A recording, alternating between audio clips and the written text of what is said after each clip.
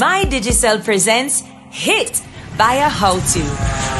Here is how you can purchase a plan in the My Digicel app and get instant access to all of our apps. It's simple. Let me show you how. From your home screen, find the Plans and Bundles icon in the lower left corner of your screen. Tap it to see your available plans and bundles. You can choose between a Prime bundle with data and talk or pick a plan from the Available Plans tab. Find the plan that's best for you. Then hit confirm and you're ready to go. With your new plan, you may have access to more of our apps. Find them in the More from Digicel section and hit download for each of our new apps. You can also upgrade your current plan or bundle under the Active Plans section of your homepage. Excited to try it out?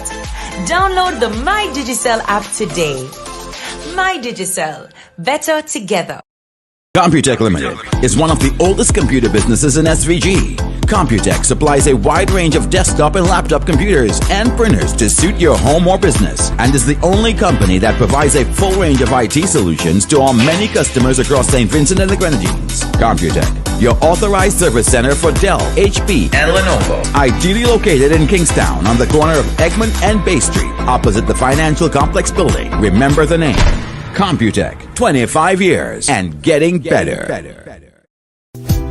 Looking to give your home a new look for Christmas? District Stairs is offering a 10% discount store-wide, plus free shipping. So if you've been wishing for a new living room, kitchen, or bathroom, we've got an array of tiles, vinyl, laminate floors, glass railings, glass shower enclosures, trims, and countertops to suit your taste. Check out our website at districtstairs.com or call us 289-200-7649. We're also on WhatsApp, Facebook, and Instagram. Season's greetings from District Stairs.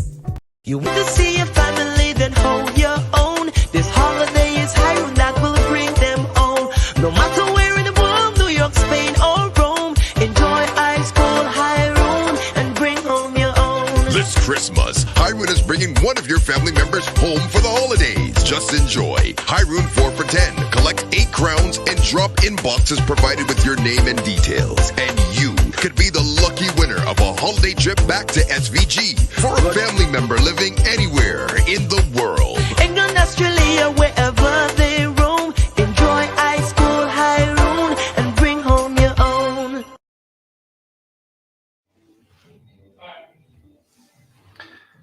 Good evening, ladies and gentlemen, and welcome back to another program here on The Spot.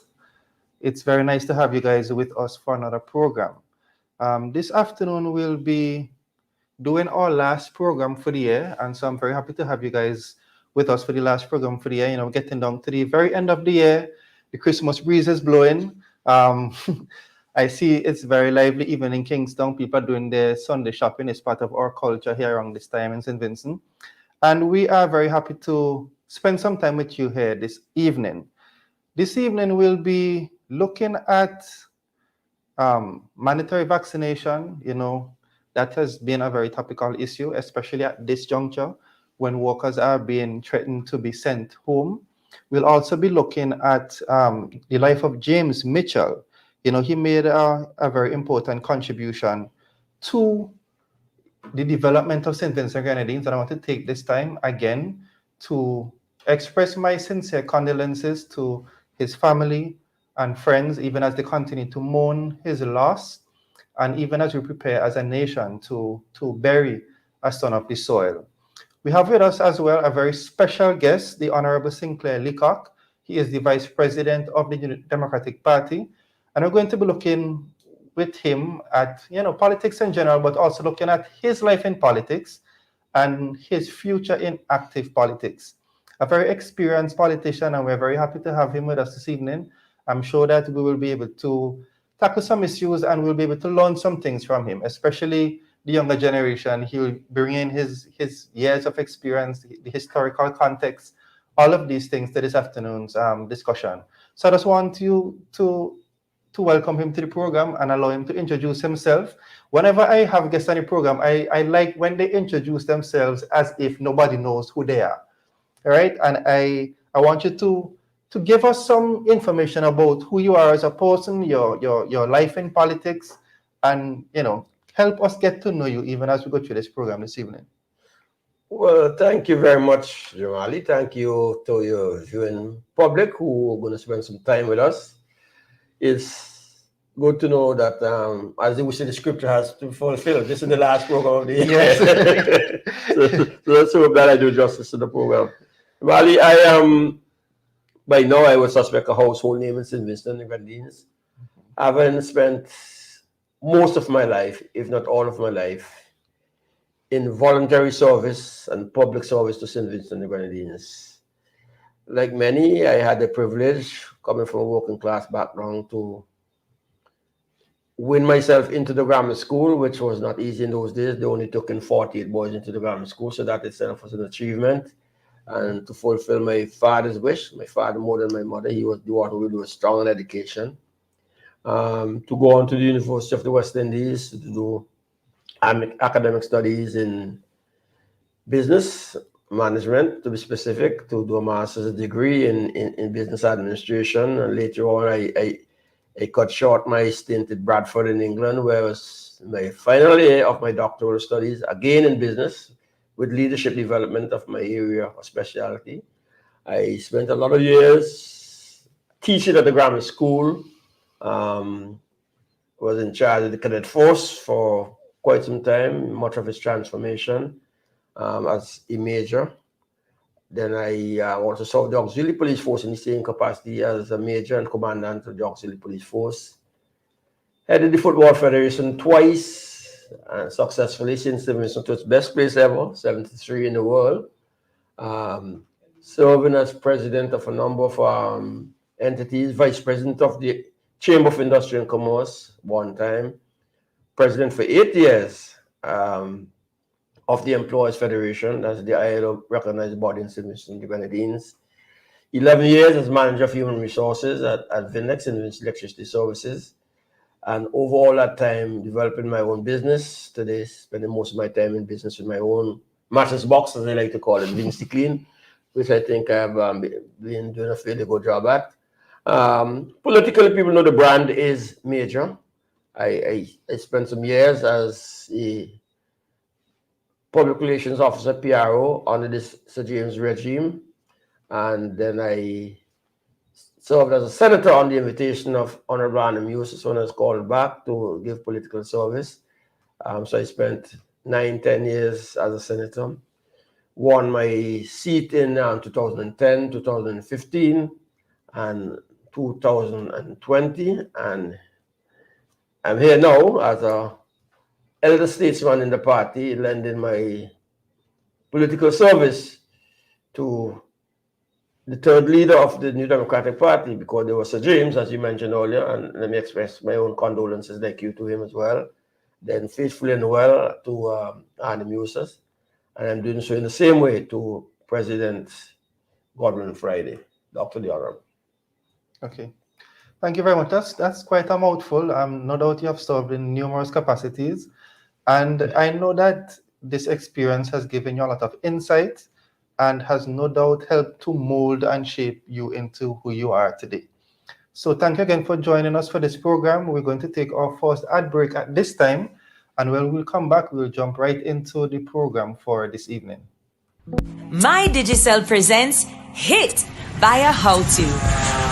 Here is how you can purchase a plan in the My Digicel app and get instant access to all of our apps. It's simple. Let me show you how.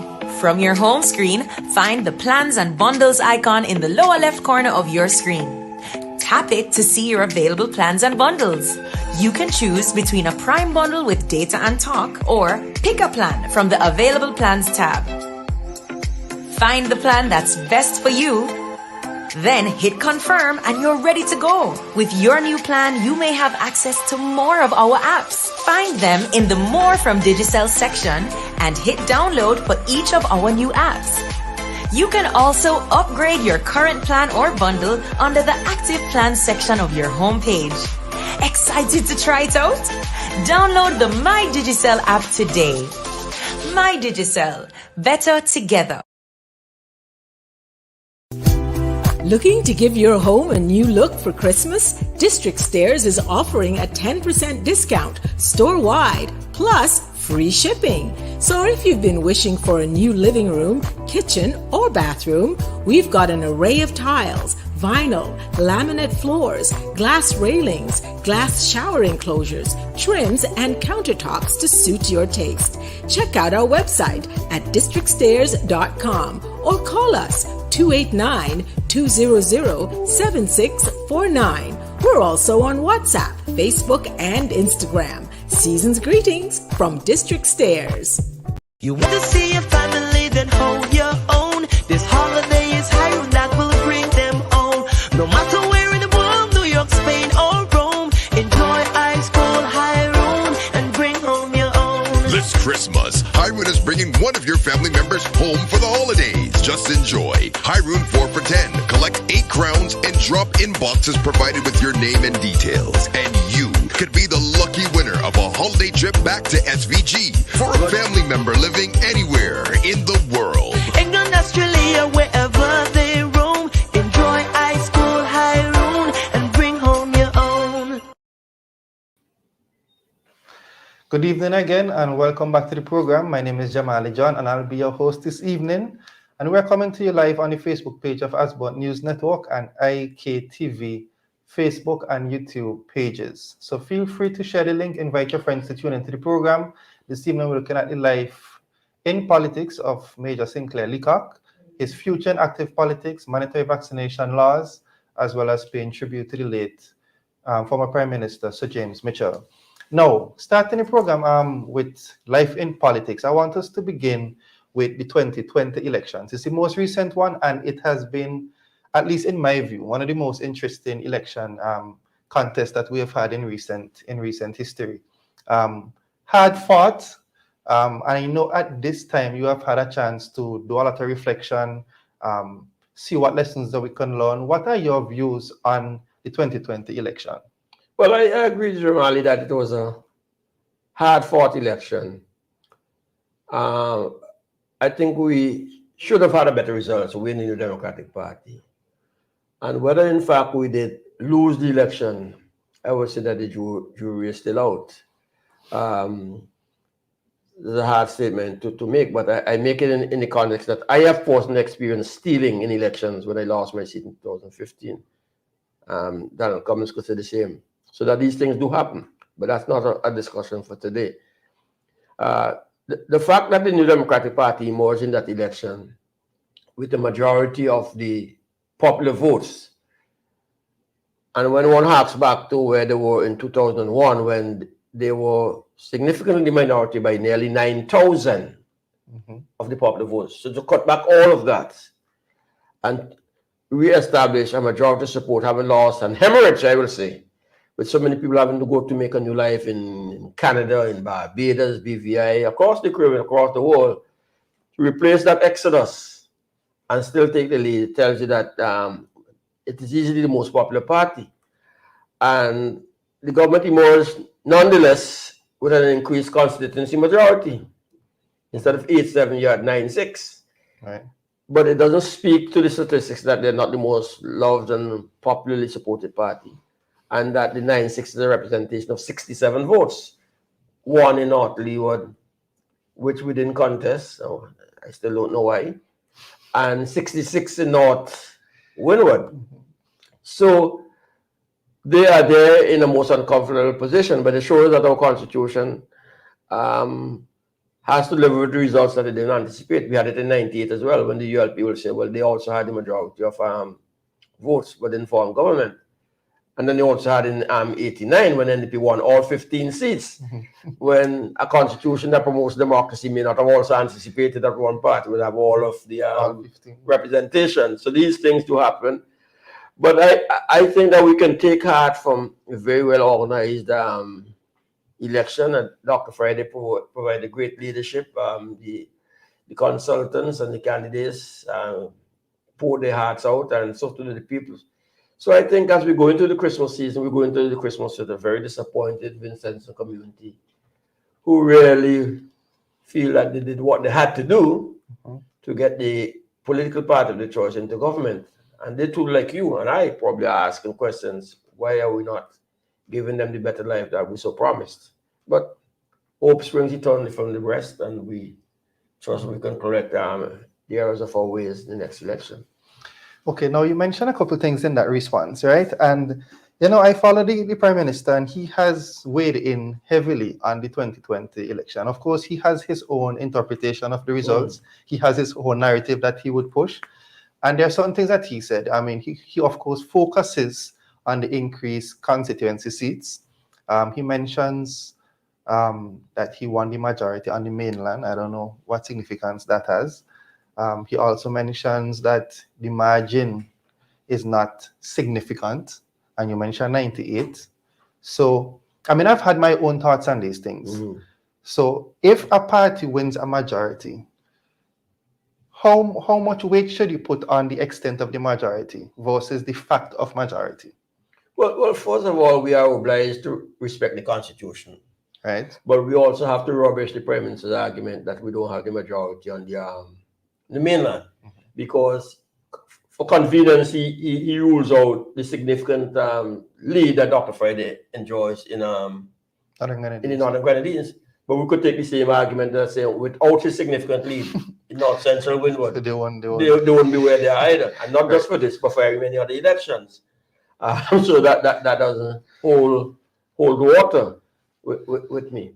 But he is right on one thing that we would be advised to pay careful attention to, that his focus, perhaps then, and perhaps even more so now that the reality is coming home, that he'll be even more focused on winning constituencies in the next election and not necessarily majorities. Okay. And nobody has really done the calculus of that exercise, How far can a party go by winning constituencies and don't have the popular majority? I don't think it could be very far in terms of that situation, that outcome taking place. There must be a cutoff point in which constituencies and majorities converge. And maybe I should spend some time there myself, or somebody like Elvis Daniel, a mathematician by excellence, But if you look at the headwinds now that are blowing, it's going to be difficult for him to win either majority seats or majority constituency in the next election. The tide is significantly against him. Okay. We'll get there, right?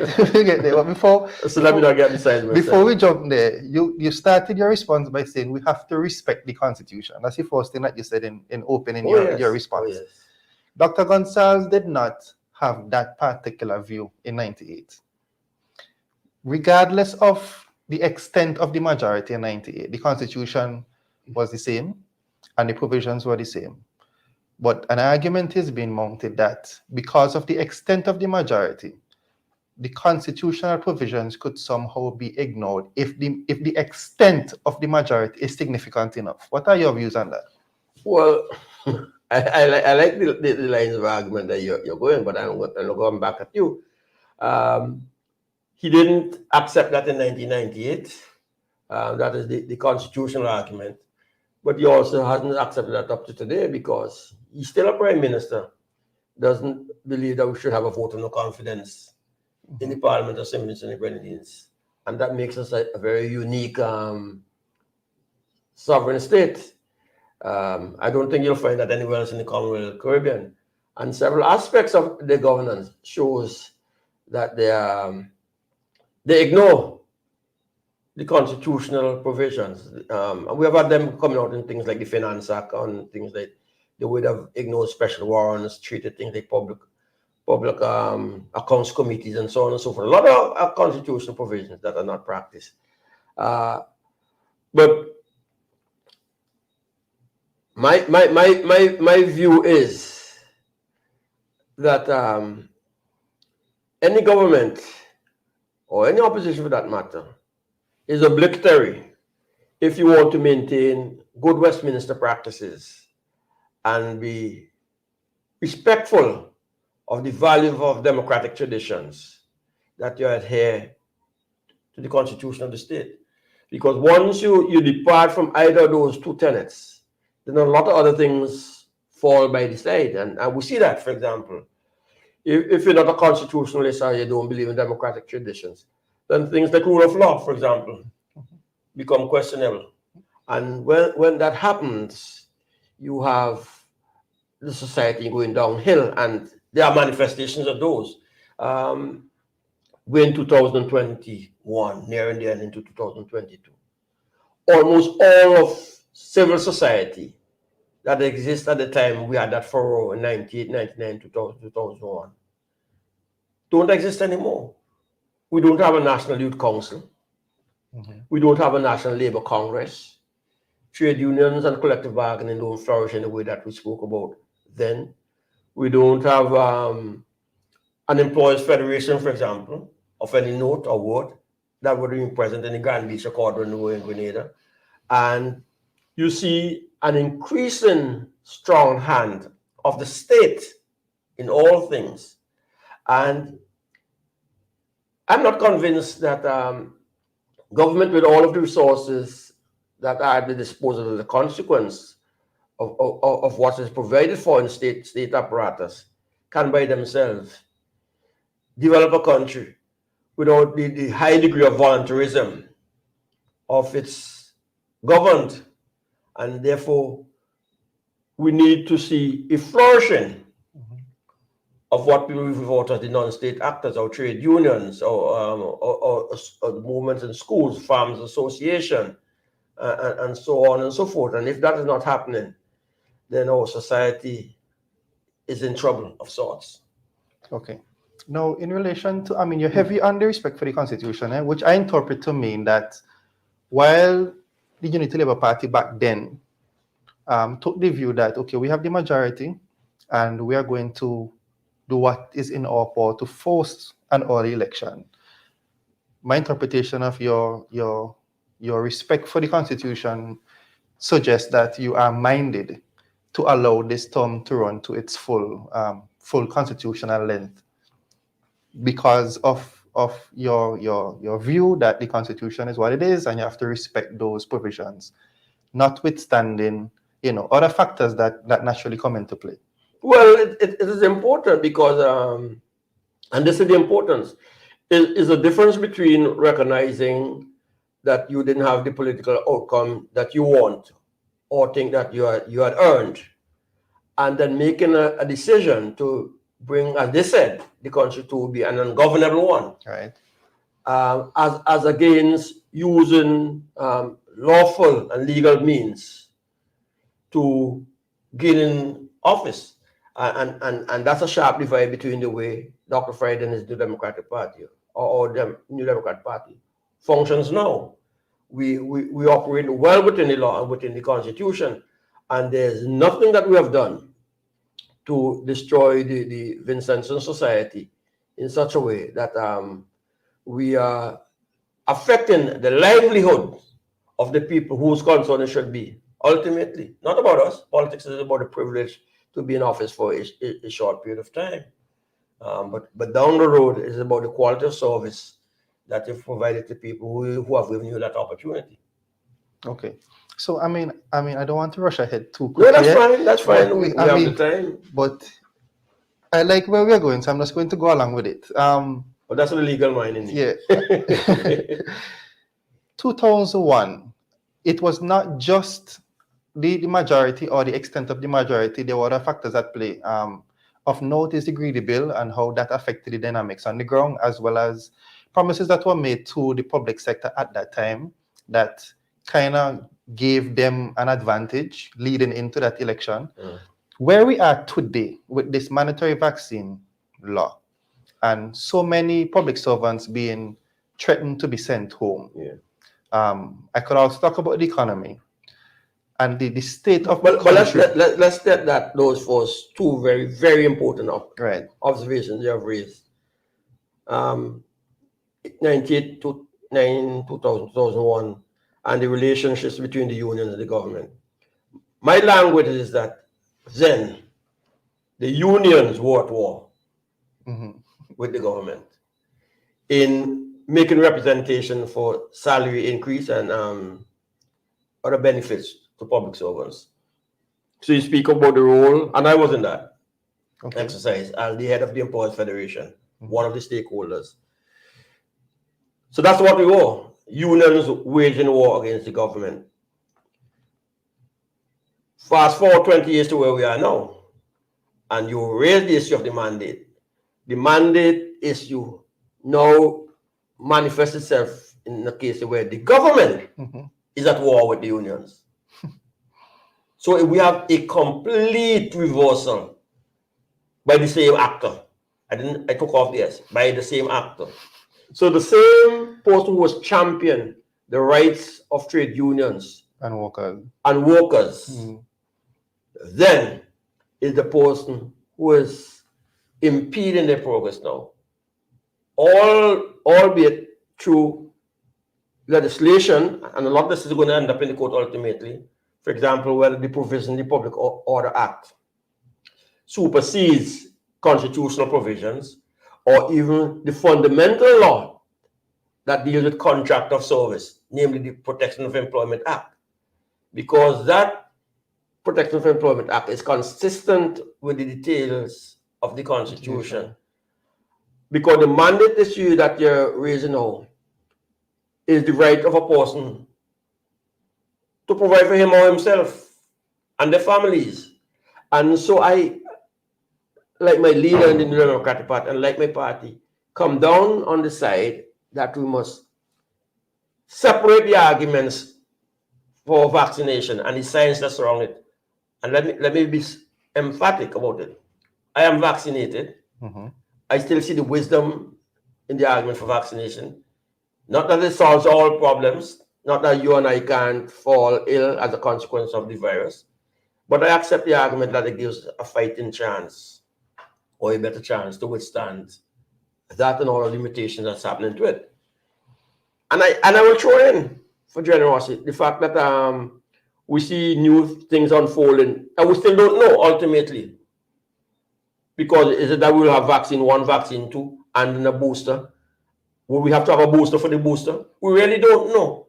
And I wouldn't be bold enough to pronounce on it. Right. But I still accept the science and the argument. That said, I'm of the clear view to go and swing the pendulum all the way on the side and saying that if you don't, Go home. go home. I don't subscribe to that. And I'm watching very carefully the exemptions that I had made for the Rastafarian Brethren of the Nibingi Order, which for all of our lives has not been a mainstream Religion. social group in St. Vincent. So we have to ask whether there are people in the ULP who are hiding under that limb, because I'm hearing that too. And again, the Choosing Institute, I'm not disrespecting them, but how do you weigh the Choosing's view against the conventional Seventh-day Adventist views? And are you having both ways? Because the same Adventists are also saying that they're pro-vaccine. Well, you then start to get yourself entangled in all kinds of debates and discussion and discrimination. But it is crude for people with 25 years, 30 years, not to be able to take home a paycheck. And to be forced to compromise themselves into a decision. But the government would be smart enough to know that a lot of the people who have taken the vaccine under the mandate will go underground and become political guerrillas. They will resurface an election down the road and make a pay price for it. I'm satisfied about that. Well, this vaccine thing, I look at it in a particular way. Of course, the Prime Minister articulates it in two main particular ways, looking at the limitation of liberty of conscience, and he has those grounds that he articulates under the Constitution that permits this move, as well as social solidarity. Those have been his two main arguments. But the way I look at it, you can look at things legally. And I had an experience one time where I was before a particular court and I was making an argument legally. And the argument was right. It's trite law, well established. But the magistrate said to me simply, sometimes the law is an ass, right? Yes, sir. And she made a particular ruling that made practical sense. It was not what I hoped would ensue, but it made practical sense. And so, in this particular instance, I could say safely the law is an ass, because at the end of the day, you have a situation on hand. Yes, it is a serious issue. You need a solution. But when you as a leader put forward a solution to the problem, you have to be very careful that you don't create other problems in presenting the solution. And so, not because you can do something means that it is the best thing to do or that you should do it. Yeah. Right? So, laying off workers, especially in a time like this, one, it doesn't solve the problem, because the objective is herd immunity. You want a particular percentage of your population to be vaccinated. So you move from having workers employed, now they are unemployed, they're still not vaccinated. So the objective hasn't been met. And then you have all of the other categories of workers who don't fit into the frontline category. So the law doesn't apply to them strictly. What is the game plan to encourage those other workers to get vaccinated when there are so many more people who are now putting up resistance to vaccination on the mere basis that you are forcing frontline workers? So at the end of it, let's say, I mean, he says separation day is Friday. Let's say, okay, the time has passed, go home. You still have a significant percentage of your population still unvaccinated. What's the plan? What's the plan? Because sending them home does not help you get to where you want to get. You understand? Yeah. You know, there's so many lessons in this exercise that we should not lose and take advantage of. Which means that we have to go beyond the surface issues that we are seeing. Let me throw out a few of them to you. What are the countries in the OECS that have done best at obtaining, I'm not even going to use herd or community immunity, but obtaining a relationship between the government and the citizens And the people, right? And the people. Let's put it in that context. I will sing Lord St. Kitts. Barbados is a good example. Well, I'll come to Barbados for that and another reason. I will sing Lord St. Kitts. Our neighbors, Grenada, have taken another route. Instead of punishing the frontline workers, they've rewarded them with bonus salaries. In both examples, it tells me that there's much harmony between the government and its people. In Barbados, which you reference, we see a number of governance issues coming out there. First of all, the government has not divorced itself from the non-state actors, namely the trade union movement and business. In fact, it has gone the other way and pushed its head forward into that conversation to be in concert with the trade unions and business in getting the results. So you see again where harmony gives you an improved result. In other words, in Barbados, Grenada, and St. Kitts situation, listening and restraint on the high hand is important. And even his best supporters, Leslie Gaston Brown in Antigua said, look, we ain't going down that road. We're pulling back. But St. Vincent is a might is right situation. And people have to understand what allows a person to proceed along that path. It is suicidal. Well, suicidal to the extent that, look, I have come to the end of my political sojourn. And once I could have a safe transition to the next in line, which is also the next in kin, then I'm okay. You know? But it is hard-headed. And, you know, this is why sometimes I describe my country as being a failed state.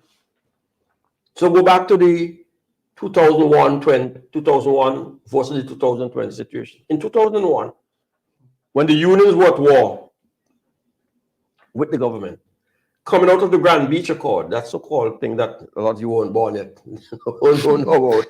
Come on. But coming out of that, two important things were put in place.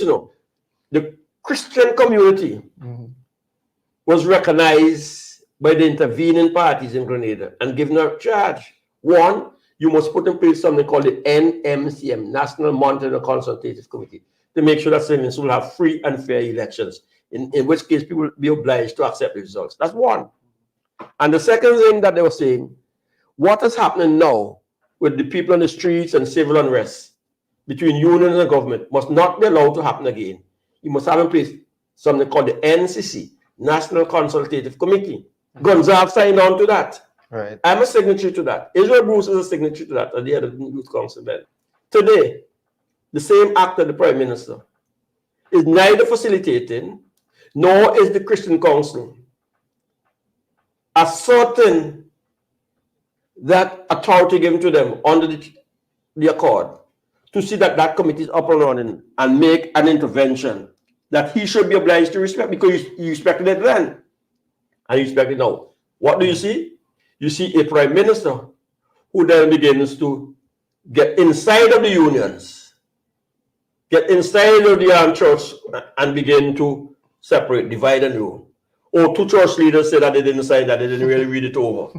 Or that their behavior is akin to being Taliban.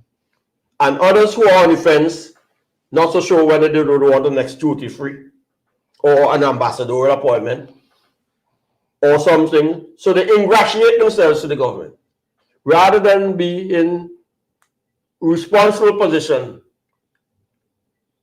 in biblical terms to looking after the disadvantaged and those who are being trampled upon at this time. And the Christian Council voice should be much louder at this time, because they have an authority under the accord that was given by Grand Beach to intervene. And they should call them out to say, come on, man, you benefited from this 20 years ago. In fact, the government cut short its life. What happened 20 years after? Why are we not being listened to now? And when we have therefore a country in which institutions, in which laws, and you are a lawyer, you'd appreciate it, and our conventions, or protocols, and accords, and charters are not helping to guide and improve the quality of governance in the country, Vincent, you need to stand back and say, something ain't right here. And I'm saying something is not right here, because we're going into the Christmas season with workers not just uncertain of whether they put the proverbial ham on the table at Christmas time, but what would the new year bring for them? And this is the worst time of the year to have our workers on the streets in protest, because at this point the private sector begins to say, well, look, this is no longer just a matter between government and unions, It's affecting me too. I've invested all these sets of money to get my bright business Christmas sales. And they will come down the dollars and cents, They will come down in favor of dollars and cents. Quite apart from the fact that the outcome that government wants to have is the one that they favor, that people are vaccinated. But they will hide behind the rules that, look, this look ugly on the streets. I'll stop it. But they will not open their mouth and say, look, there's reason. And you see, all of this is important too, because I said we have institutional states that speaks to this. Our government goes every year, or almost every year, to Geneva. I had that privilege when we became a member of the International Labour Organization. Government can't go alone. The trade union cannot go alone. Business cannot go alone. The three parties must go and must be present. And that is because they signed the convention, superintended by the International Labour Organization, which governs labor contracts, labor relations between workers and government, and workers on the private sector.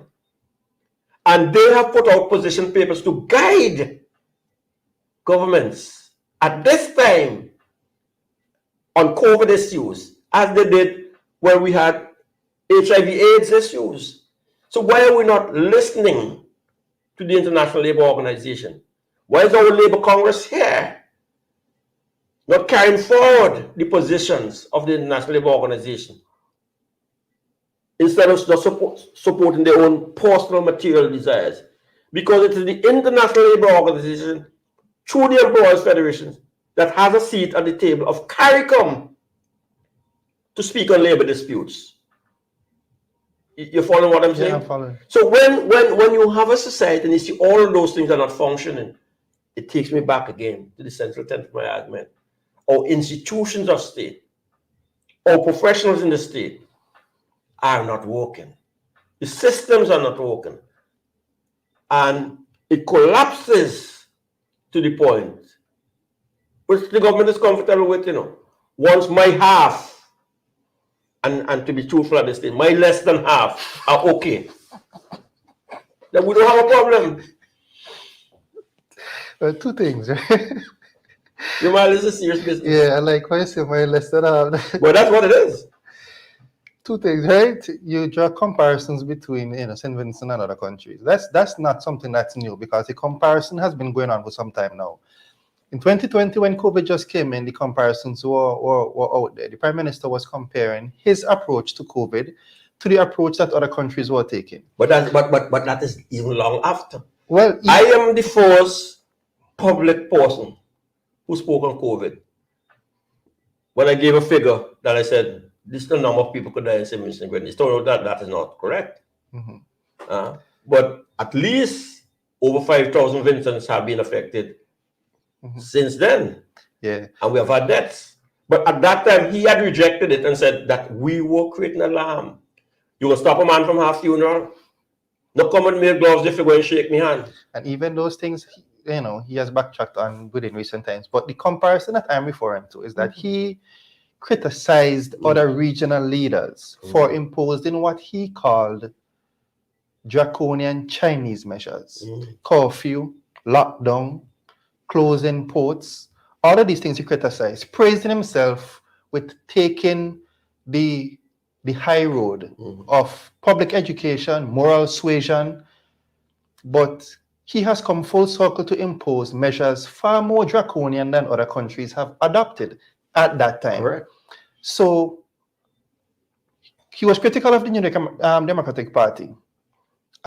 When he said that you guys advocated for the government to lock down the country, lock it down tight like a drum, which is to say, look, I am not in any way going to restrict the rights and liberties of Vincentian people. And the jingles were there throughout election time where we handled COVID well.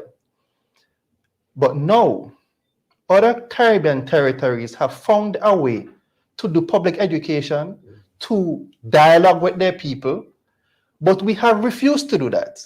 And as a country, we still have the lowest uptake of vaccines up to now. And it goes to show that we have adopted a method that does not work. And it does not work. That's the initial point that I was making. Because when you take this approach, the resistance becomes greater. Yeah. You see, and that's an easy temptation, Might is right, big stick, I'll beat you into submission.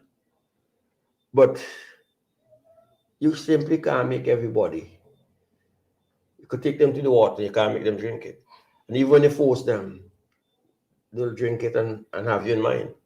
And a lot of people have the government in mind. Naturally, they have the mortgage to pay, vehicle loan to pay, groceries, rent, and all those sorts of things. They have to be Darwinian. They have to be survive. But Marley said, who lives and runs away lives to fight another day. But I want to come back to the trade unions, because you mentioned the importance of having that presence in the society. But you also mentioned the divide and conquer, divide and rule that you mentioned with the religious organizations, because just about every independent organization has lent their voice in one way or another against this approach. The religious bodies have in some way. Some people say that, they're not vocal enough, but they have spoken. Trade unions I've seen a number of other organizations, even including organizations I've never heard about up until this time, publish in the online papers their resistance to this approach.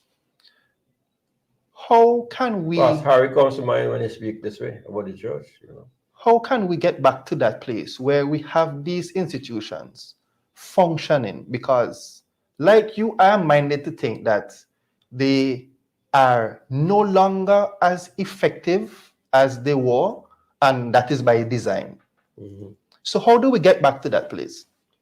Well, the short answer is that elections have consequences.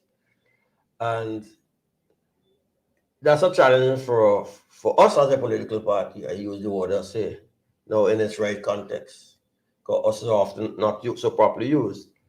That is, just as the government may be having their own difficulties now in moral and order suasion, we have to ask ourselves what we can do differently if we go back to the polls, as we call it, in persuading some of the people who are most affected.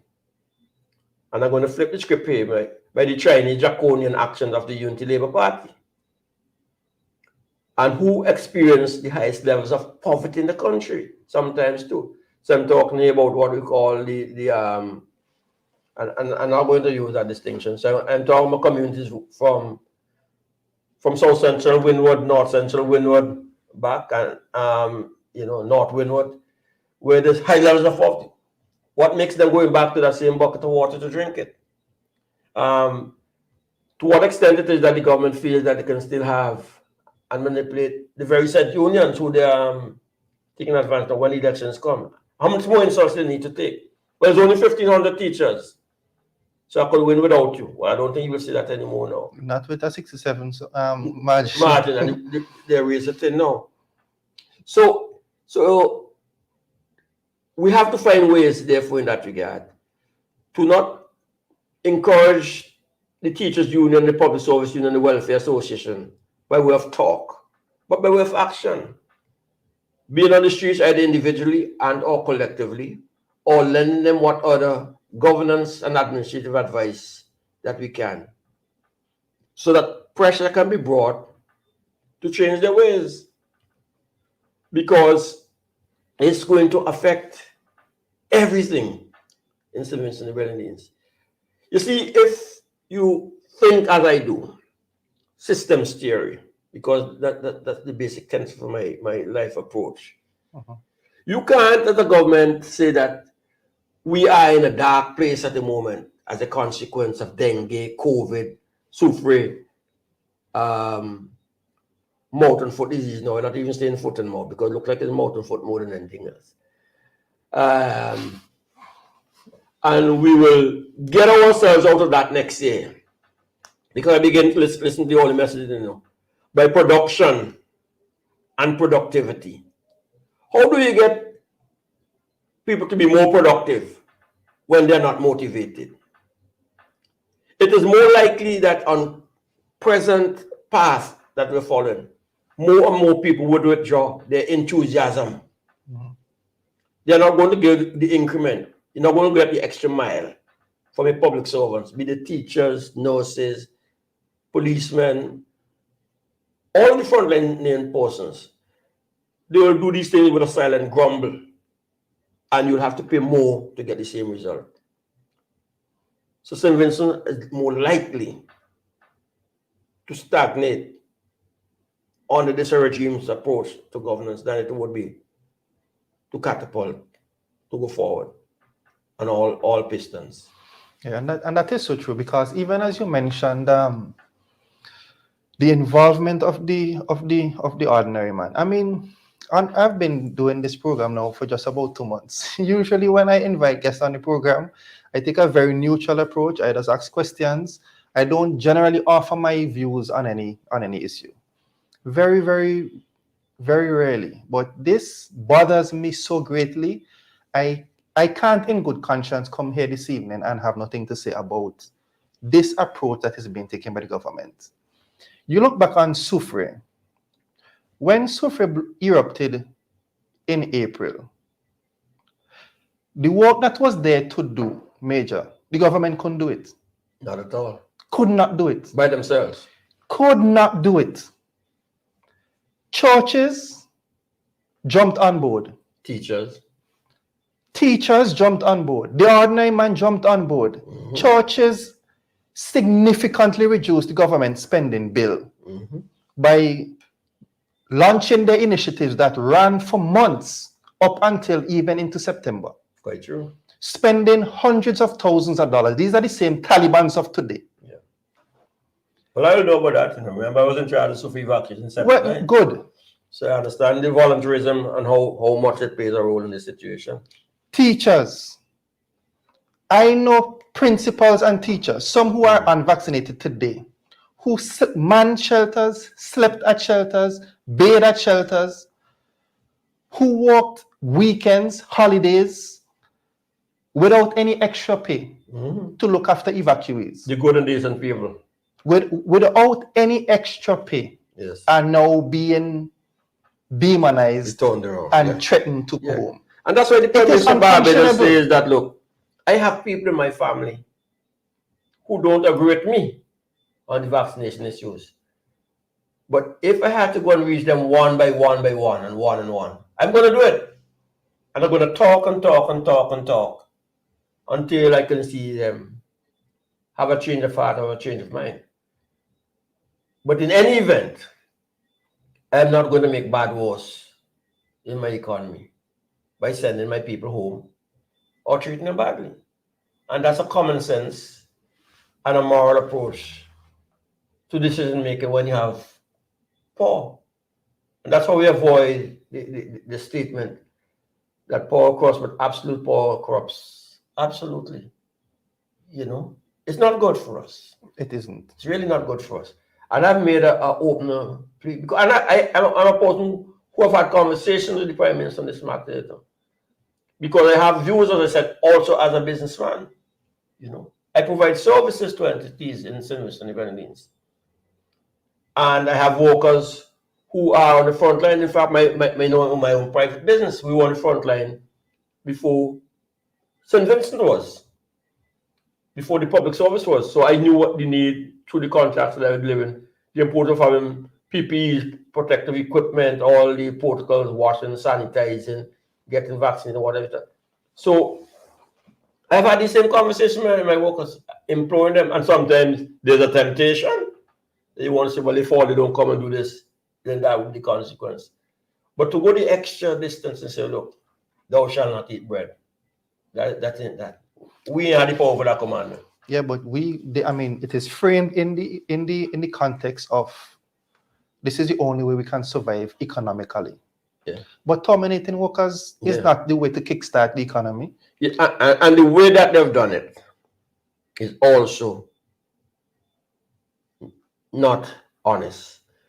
Because when this time period is up, the government hopes that they can go to the court. They don't even have to write a letter of dismissal, you know.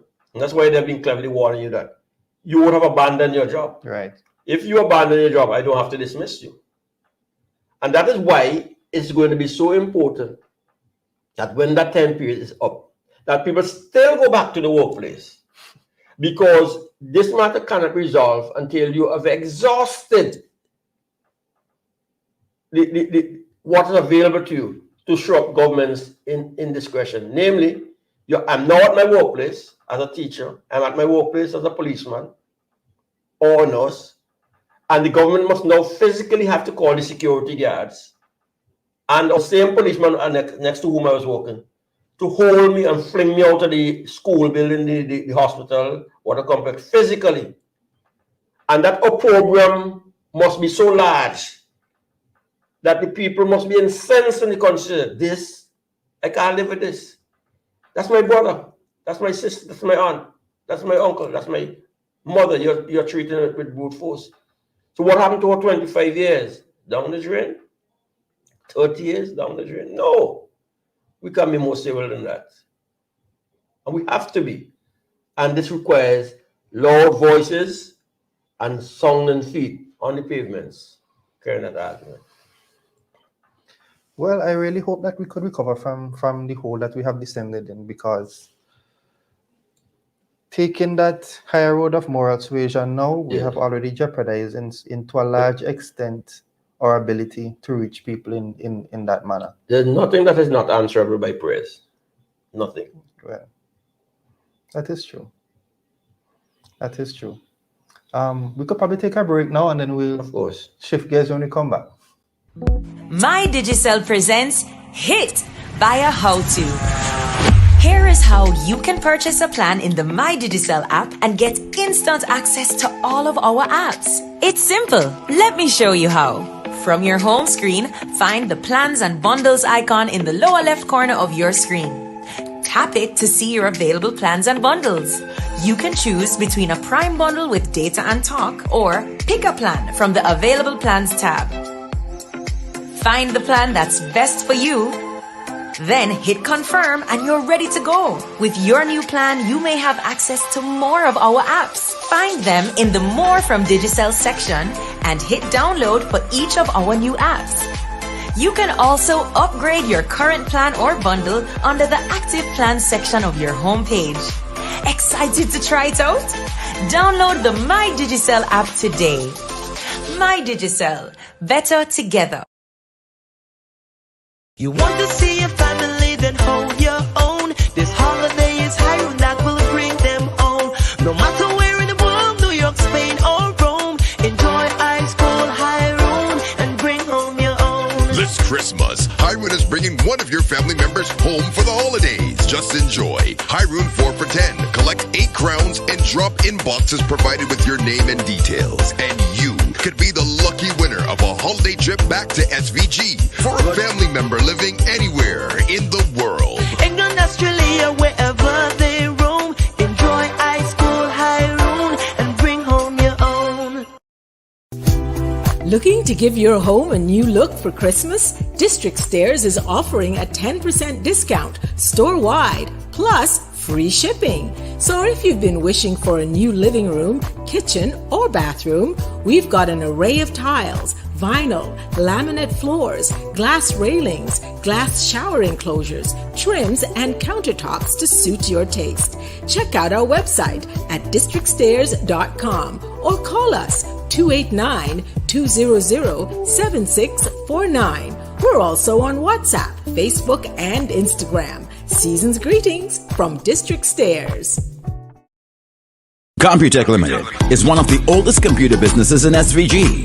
Computech supplies a wide range of desktop and laptop computers and printers to suit your home or business, and is the only company that provides a full range of IT solutions to our many customers across St. Vincent and the Grenadines. Computech, your authorized service center for Dell, HP, and Lenovo. Ideally located in Kingstown on the corner of Egmont and Bay Street, opposite the Financial Complex building. Remember the name.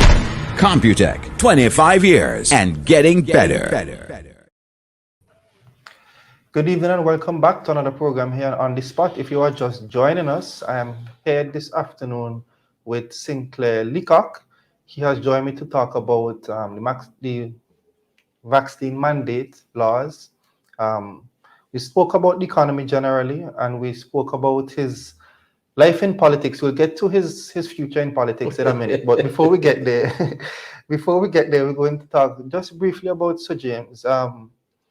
Sir James passed away recently as a former Prime Minister. And what I want you to do first this evening, Major, when Panel Campbell died, it was a sad moment, but as a young barrister in St. Vincent, I learned a lot on his passing, because there were so many things that he had done that I did not know he was responsible or the man behind those things. Mm-hmm. I never knew about his involvement with the family code. I didn't know about his involvement in certain legislative reforms. Mm-hmm. And so when he passed, an effort was made to educate person. Because remember, you have younger folks who, mm-hmm. those of you who are around during his active life in service would have known about his contribution, but for those who, were born within recent times might not have known. And so there was the millennials. as you all call yourselves. Right. Would not have known. And so Yes. I really appreciated listening to speeches about Panel Campbell Yeah. and reading about his life's work, because I learned so much. I had not known that he had done so much. And so for Sir James, you know, the condolences have come in from near and far. But in terms of reducing his contribution into a concise document, or just educating the public about some of the contributions that he would have made in the development of St. Vincent before and after independence. Can you share with us some of the changes that he has made, the contribution that he has made, and does the party have a plan at this point to reduce that into a document so that, you know, the younger ones can benefit from knowing what is the life and legacy, not only of Sir James, but of the party that he founded in 75? Yeah, well, I think, first of all, Jamali, your interrogation, which comes by way of also solution, should be followed. That is, the party should, in fact, proceed to bend its back and spend some monies and get proper research and documentation done on the life and times of Sir James to public service in St. Vincent and the Grenadines, and also as father founder of the New Democratic Party. Yes. But to broaden that discourse to the national, I joined with a former political leader, Honorable Anam Eustace, and I think for the Prime Minister himself subscribed to that Sir James would have been a giant of a man. Yes. Not just in the context of St. Vincent, but his international reach. But because we have limitations of time, I'll probably try to sequence it this way. Robert Milton Cato, of blessed memory, of the Labour Party, is, properly speaking, the founder of the nation. Yes. He took St. Vincent into independence in 1979. But within 5 years, 84, he was replaced by James Fitzallen Mitchell. So that is 79 to 84. The founder of the nation is voted out of office. And so James comes into office in 84. And in his first 5 years, 89, the people of St. Vincent give him all 15 seats. Which I consider to be a remarkable... It's phenomenal. So that's a complete reversal of a reward, of how he treated those 2 immediate 5 years. Yes. Right? So what in that would have made people in St. Vincent and Grenadines stand up and think of his service? You saw very early signs that he wanted to do one or more things. One, and this remains his legacies now, he created a landed democracy. A landed democracy. John Thompson and a gentleman, H. Reese, used to use an expression, and your brother may like this. He who owns the land owns the country. There's nothing that makes an individual more responsible than when they have ownership, especially to property. They do everything differently. Yeah. And he did that by his land reform program, which was an $84 million World Bank project. And how he did it is also instructive.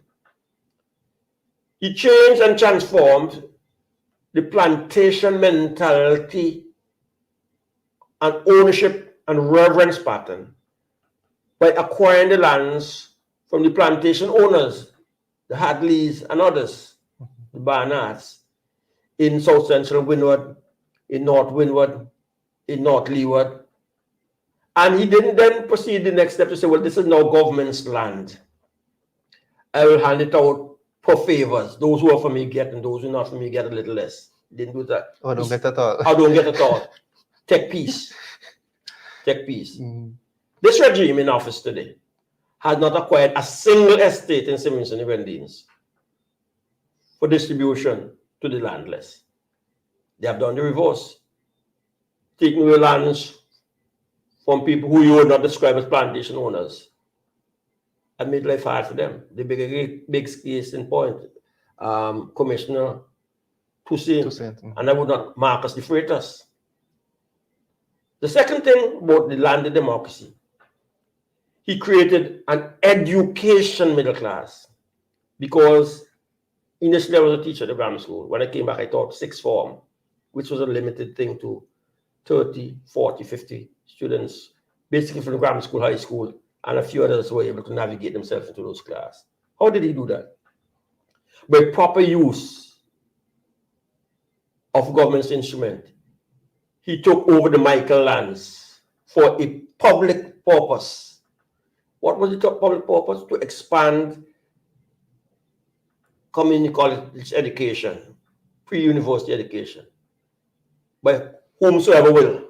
Right. So we had this large category of people going into college who never hoped they would see university. And by the next census, which is something we don't have in St. Vincent anymore, because we do census every 10 years. God knows when we'll have another census in this country. He had created 3,400 new middle-class people in St. Vincent and Grenadines through the land reform program and through the education opportunities. Because the easiest way to gain mobility into society is through education, Right. especially when they come from poor or working class. He also demonstrated by winning the 15 seats that he could adhere to the best democratic traditions. And he reconfirmed this when things got to its lowest point in 2000, when he cut short the life of the country by 2.5 years. He could have stayed and had a bloody war in the hands and St. So he operated on both ends. When I had all the power, I didn't abuse it. And when I don't have a lot of power, I still will be mindful of it. Okay? He had the highest economic growth rate of an average of 5.1% in his period. Granted that he was lucky that the banana regime was in. Right. But the IMF said, much to please, Little to fall. little to fall. And significantly, through all of that, he maintained the common touch. Anywhere you see a photograph of Sir James, individually or collective, in the 16 years that he served, you would either see a single policeman or himself alone. I saw one with Lakshman, who was the head of the SSU, walking in front of a large crowd. I didn't see 2 or 3 other people. He had one vehicle for the entire period of his life. I think the wheels dropped off when he was a took over office. It was so beaten up. You understand? Yeah. No public display of state apparatus, of the security machinery. And he maintained the common touch. And even after. And I happen to know, because of James video called me the Sunday before his passing, and we had 1 or 2 messages. And sometime may come when I will share 1 or 2 important threads of what Sir James shared with me. Even to ask that I contest the next election, which might give you a next seat, give you a proper leading, You know, he maintained his simplicity, and then he wrote. He was a prolific writer, so he has already captured for posterity his own history. But we could embellish this or go into areas that he may not have done in his own autobiography. He was among the distinguished international club of past presidents and past prime ministers. And they had the annual pilgrimage here, there, and everywhere, and making interventions. And then he was a regionalist. He always believed St. Vincent would be stronger to the extent that we were part of something bigger and greater. So he spoke about the OECS. The people who are running government now, established an organization called SCOPE. You remember that? No, I don't know. SCOPE. You know what it stood for? Standing Committee of Opposition Parties of the Eastern Caribbean. Their mandate was to oppose the government till thy kingdom come. They made themselves popular by that name, SCOPE. So James made proper interventions in the region. When Grenada seemed to have been going in a wrong direction, with an ideology that was alien to Caribbean people, he made us agree with it, along with his colleague Eugenia Charles, and I think my man from St. Lucia, Compton. They had the regional forces come and free the Grenadian people. Look where Grenada is today.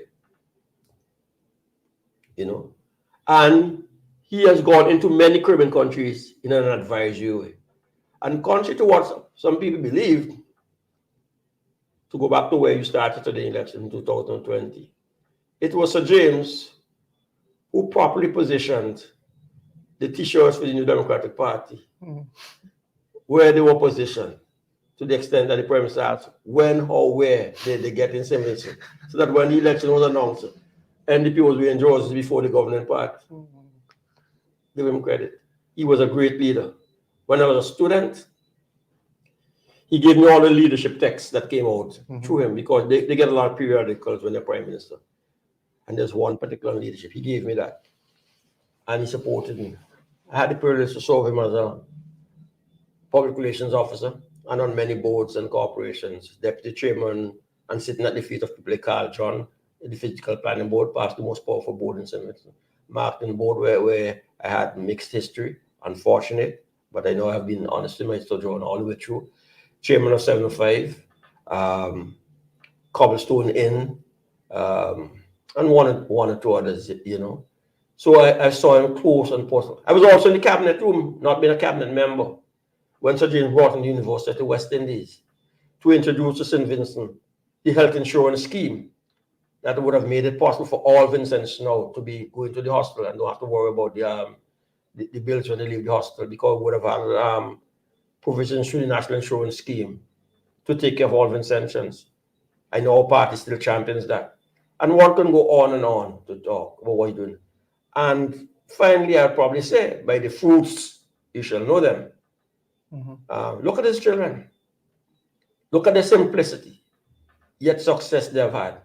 His daughter Louise in law and in trust work for St. Vincent and the Grenadines. His daughter Sabrina, contribution to basketball and managing the hotel that he had there. Gabrielle and others. They're socially malleable people, not people who figure that they have entitlement and a privilege. So James could have, when he was leaving political office, said, you see that? Becky belongs to me. Louise, you next. Sabrina, wait for your turn. The same mischief, you know. Barbados got a referendum last week. The Queen of England could not attend. So she sent, is her son or grandson, Prince Charles? I think it's a son. Her son. Yeah. To represent her. Gonzalez, the King of St. Vincent, could not attend the situation. He sent Prince Camilo.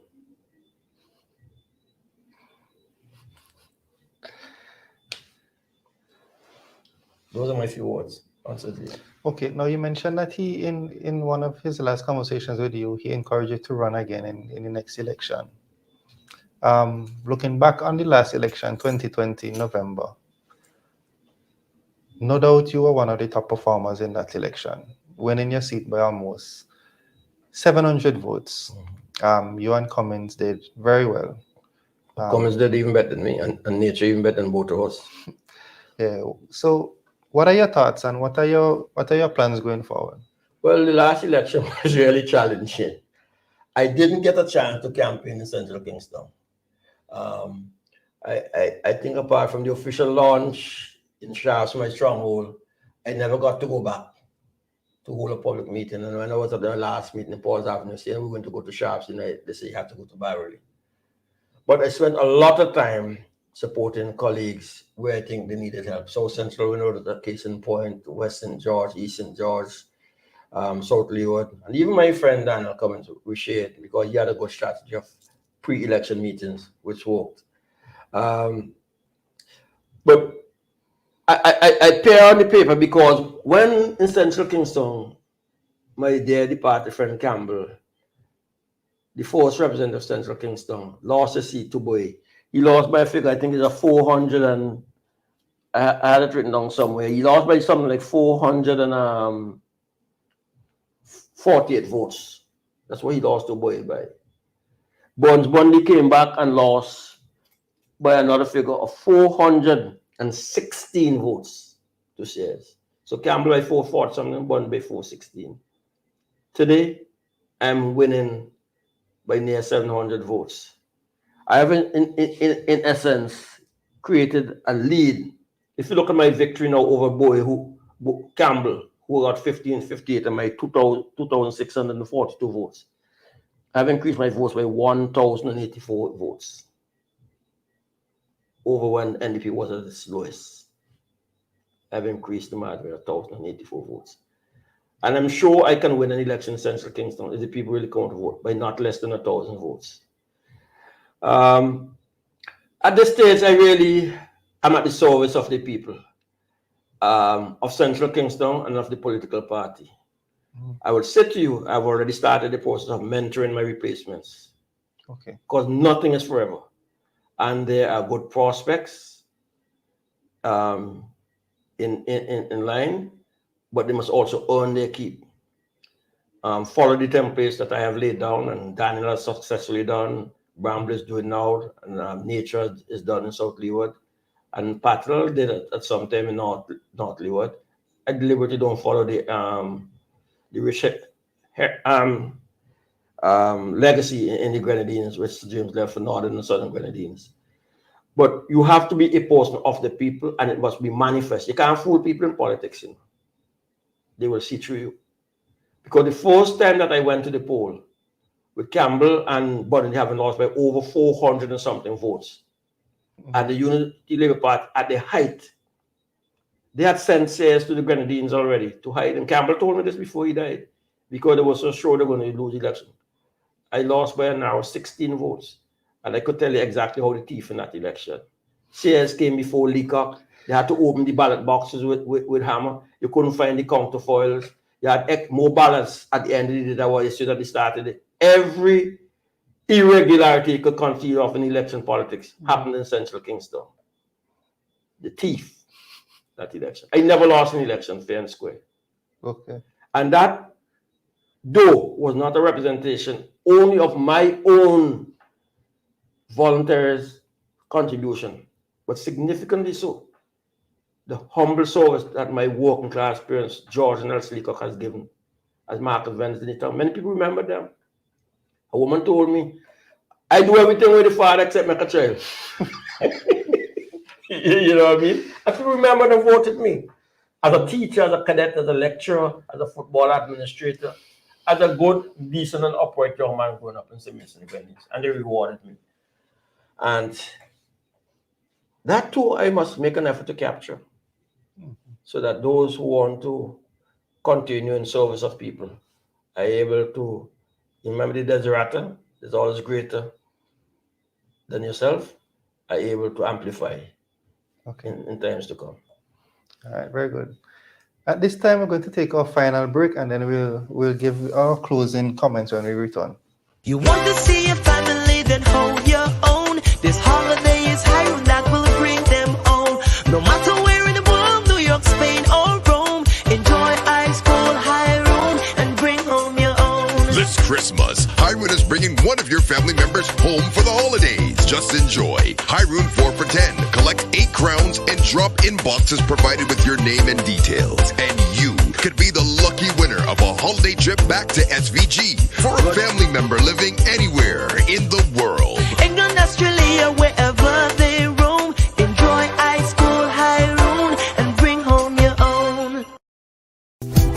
Looking to give your home a new look for Christmas? District Stairs is offering a 10% discount store-wide, plus free shipping. So if you've been wishing for a new living room, kitchen, or bathroom, we've got an array of tiles, vinyl, laminate floors, glass railings, glass shower enclosures, trims, and countertops to suit your taste. Check out our website at districtstairs.com or call us 289-200-7649. We're also on WhatsApp, Facebook, and Instagram. Season's greetings from District Stairs. Computech Limited is one of the oldest computer businesses in SVG. Computech supplies a wide range of desktop and laptop computers and printers to suit your home or business, and is the only company that provides a full range of IT solutions to our many customers across St. Vincent and the Grenadines. Computech, your authorized service center for Dell, HP, and Lenovo. Ideally located in Kingstown on the corner of Egmont and Bay Street, opposite the Financial Complex building. Remember the name. Computech, 25 years and getting better. Isn't it good to know that no matter where you are, you're covered? Covered by a company owned by Vaccination that understands your unique insurance needs. At Metrosint General Insurance Company, we've invested 50 years of service to guarantee that you have the peace of mind that you deserve. When it comes to motor vehicle, property, employer's liability, business insurance, and much more, we've got you covered. Our professional and friendly staff understands your needs and ensures you understand your options. Metrosint General Insurance Company.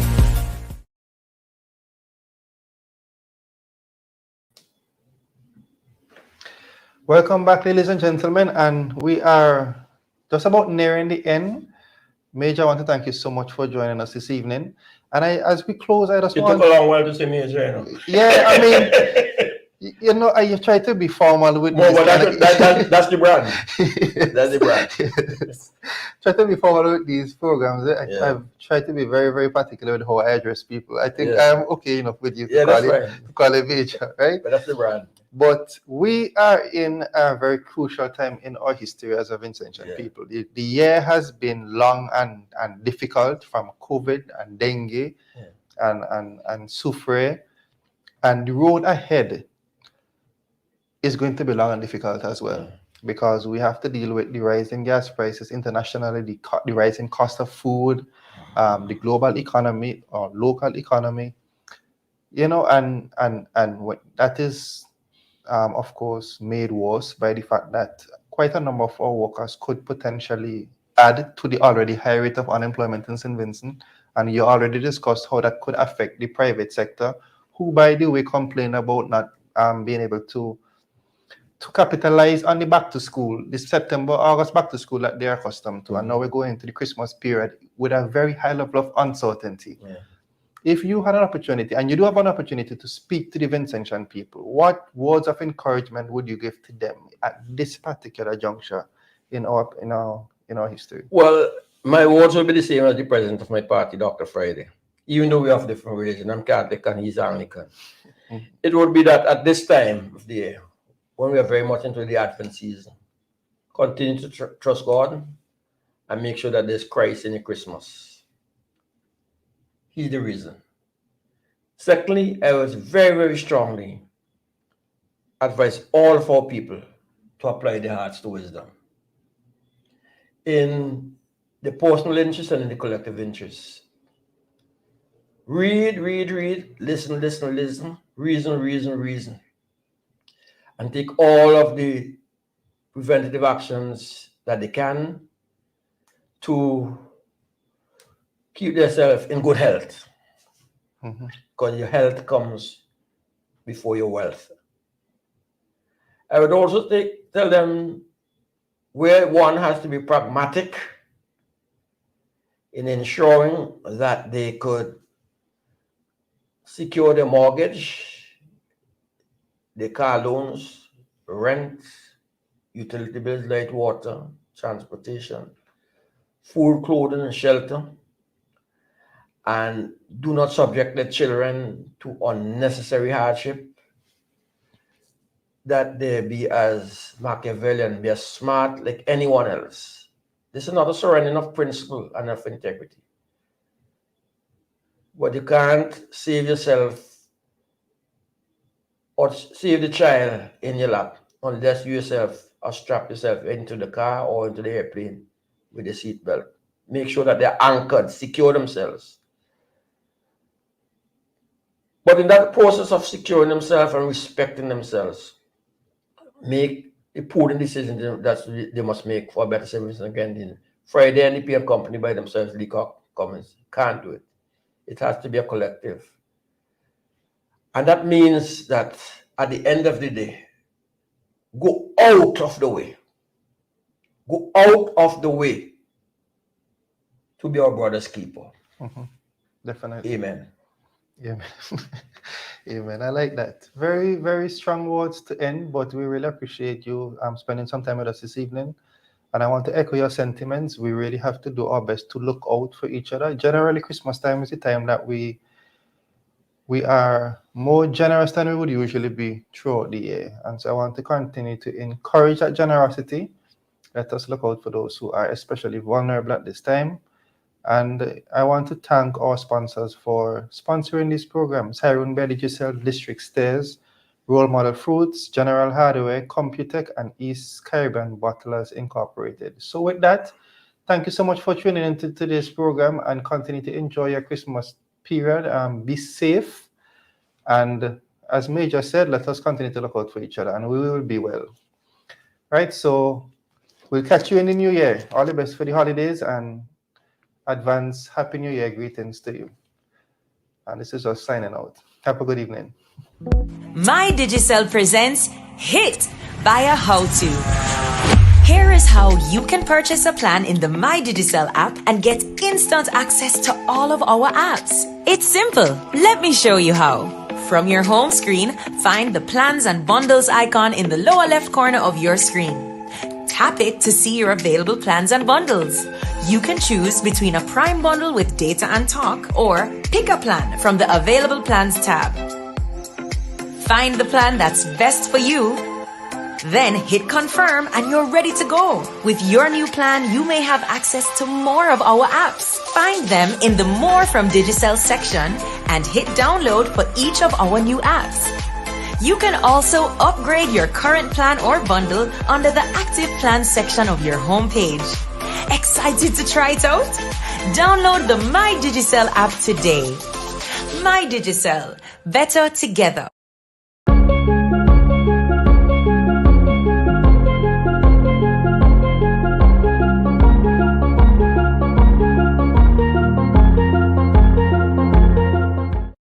Isn't it good to know that no matter where you are, you're covered? Covered by a company owned by Vaccination that understands your unique insurance needs.